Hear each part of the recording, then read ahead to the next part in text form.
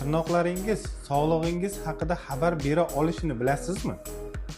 Xo'sh, tirnoqlardagi mayda oq dog'lar temir, sink va kalsiy yetishmovchiligi tufayli. Tirnoqlarning haddan tashqari ko'p yorilishi hamda juda ham sekin o'sishi bu ichak muammolari hamda vitaminlar yetishmovchiligi tufayli bo'lishi mumkin. Tirnoqlarni qoshiqsimon holatga o'tib qolishi bu kamqonlikning eng asosiy belgisi hisoblanadi.